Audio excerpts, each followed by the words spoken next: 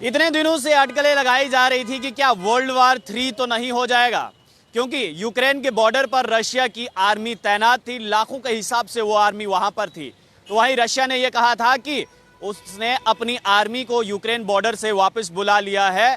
और अमेरिका की खुफिया एजेंसियां लगातार ये कह रही थी कि रशिया झूठ बोल रहा है। इसी बीच जो है एक साइबर अटैक हुआ था यूक्रेन पर, जिससे रशिया ने अपना पल्ला झाड़ लिया था। लेकिन आज की जो सबसे बड़ी खबर है वो ये है कि रशिया ने जो है वो यूक्रेन पर हमला कर दिया है और यूक्रेन के मिलिट्री बेस के जो एयरपोर्ट हैं, एयर बेस जो हैं, उन पर हमला किया है, उन पर अटैक किया है। और देखिए, किसी भी देश को जीतने के लिए सबसे पहले दूसरा विरोधी देश क्या करता है? सबसे पहले जो मिलिट्री एयर बेस होते हैं उनको टारगेट किया जाता है, और वही गेम प्लान कह सकते हैं इसको, रशिया इस समय अपना रहा है। और रशिया ने अटैक किया है यूक्रेन पर, और ये जानकारी जो है वो खुद यूक्रेन के विदेश मंत्रालय द्वारा दी गई है।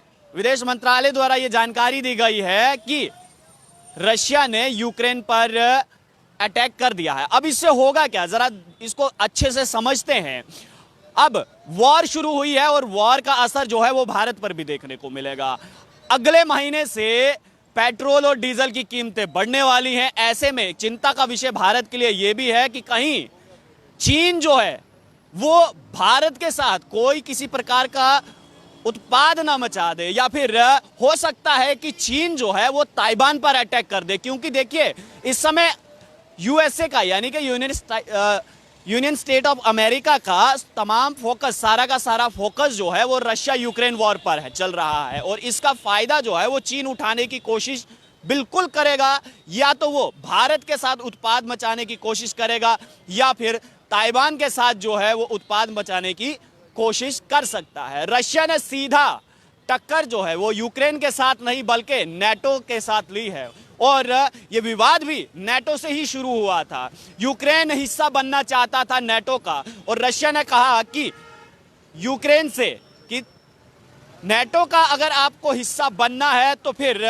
उसका खामियाजा यूक्रेन को भुगतना पड़ेगा। यूक्रेन ने रशिया की चुनौती को स्वीकारा और नेटो में हिस्सा लिया। रशिया इस बात से नाराज हो गया और बार बार रशिया के समझाने पर यूक्रेन ने यही कहा कि मैं तो हिस्सा बनूंगा, आपसे जो बन पड़ता है आप वो कीजिए।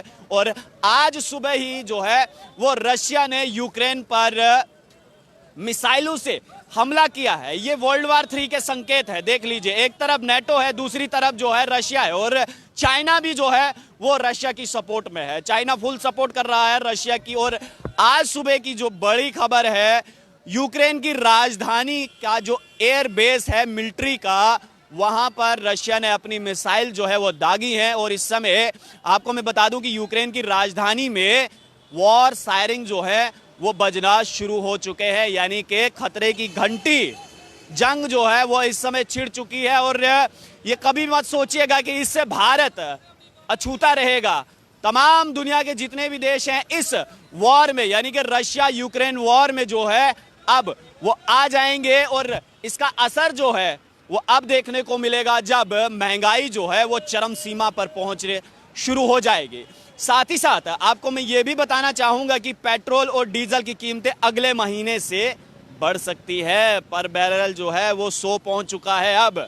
तो जरा सोचिए कि अगर पर बैरल जो है वो 100 पर पहुंच चुका है तो पेट्रोल और डीजल की कीमतें जो है अगले महीने से कहां तक जाएंगी। फिलहाल अगर भारत की बात करूं मैं तो चुनाव चल रहा है, और हो सकता है कि अगले महीने 10 तारीख तक जो है वो डीजल और पेट्रोल की कीमतें ना बढ़े। लेकिन अगले महीने की 10 तारीख से यकीन मानिए हो सकता है, ये मैं आपको अनुमान लगा के कह रहा हूं कि अगले महीने से जो है डीजल और पेट्रोल बढ़ जाएगा। और अगर ये जंग जो है वो ना रुकी तो यकीन मानिए इस जंग के बहुत ही गंभीर परिणाम जो है वो भारत को ही नहीं बल्कि पूरी दुनिया को जो है वो भुगतने पड़ेंगे। क्योंकि रशिया एक न्यूक्लियर पावर है, न्यूक्लियर देश है।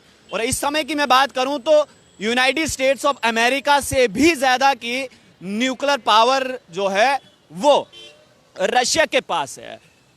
यूएसए की मैं बात करूं तो लगभग 4,000 के से 5,000 के बीच में न्यूक्लियर वेपन्स हैं, और रशिया की मैं बात करूं तो रशिया के पास 5,000 से 6,000 के बीच के न्यूक्लियर वेपन्स हैं। तो जरा सोचिए कि अगर रशिया अमेरिका जैसे देश को आंखें दिखा रहा है, नेटो से सीधा सीधा उसने पंगा लिया है, और एक तरफ नेटो ने एक स्पष्ट रूप से कह दिया था कि अगर रशिया अगर यूक्रेन पर हमला करता है तो नेटो जो है वो इसमें दखल देगा और साथ ही साथ यूक्रेन की मदद करेगा।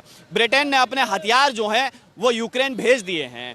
यूएसए ने अपने हथियारों के समेत जो है वो अपनी आर्मी वहां पर भेज दी है, तैनात कर दी है, लेकिन रशिया टस से मस नहीं हुआ। और आज तड़के सुबह ही जो है ये खबर आई कि यूक्रेन की जो राजधानी है वहां के मिलिट्री एयरबेस पर रशिया ने मिसाइल से अटैक किया है। किसी भी देश को अगर दूसरे देश पर कब्जा करना है तो सबसे पहले याद रखिए उसका मिलिट्री बेस उस पर अटैक किया जाता है। एयरबेस खत्म, उसके बाद एयर स्ट्राइक कर सकता है रशिया, उसके बाद जमीन से वार कर सकता है, पानी से आ सकता है। और अब ये जंग जो है वो शुरू हो चुकी है। ऑफिशियल स्टेटमेंट है ये यूक्रेन के गृह मंत्री का कि रशिया द्वारा जो है यूक्रेन पर अटैक कर दिया गया है, और यूक्रेन की राजधानी में वॉर सायरन जो है वो बजना शुरू हो चुके हैं। यानी कि लोगों को ये बताया जा चुका है कि अब रशिया और यूक्रेन के बीच में जो है वो जंग छिड़ चुकी है।